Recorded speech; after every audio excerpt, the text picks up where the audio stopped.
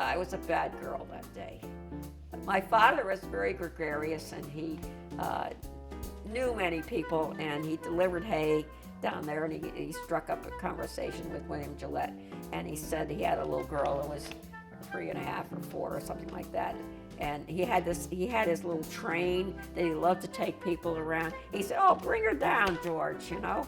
So he did. He brought me down, and he sat me on his lap and said we were going to go for a train ride. And I said, "Oh, this is great."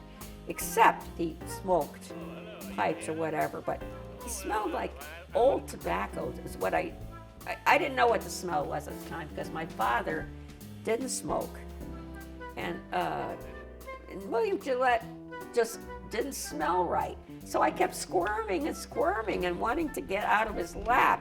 And my father would give me these hard eyes, you know, "Sit still, Nita, sit still." And I didn't want to sit still. The only time I did sit still was when we stopped over the little bridge and he brought out a bag and he was feeding his koi. He was calling him by name. I could see that in front of my eyes right now. He'd call Zippo, or he had a bunch of names, and he'd throw him something, and they'd come up out of the water and catch it and go back down. And that's one of the strongest memories visually that I have of sitting there feeding them. And then the train went on, and he had his track that cantilevered out over the river. It looked, you know, dangerous, even to me. I was, you know, not old enough to really see danger, but. And then he had a little gazebo where he stopped, and he picked me up, and he started leaning me over the edge and looked down at the water.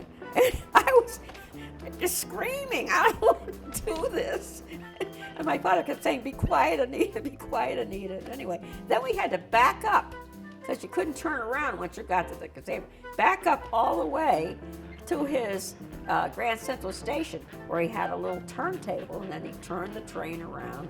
And I calmed down after a while, but I didn't like it at all. You know, he was holding me tighter all the time as I was trying to get away. I was smelling and my father said, "You know, if you were a good girl, you could come here and have a ride all the time. Now he's ever going to ask you again," and he never did. So that was my one experience with William Gillette.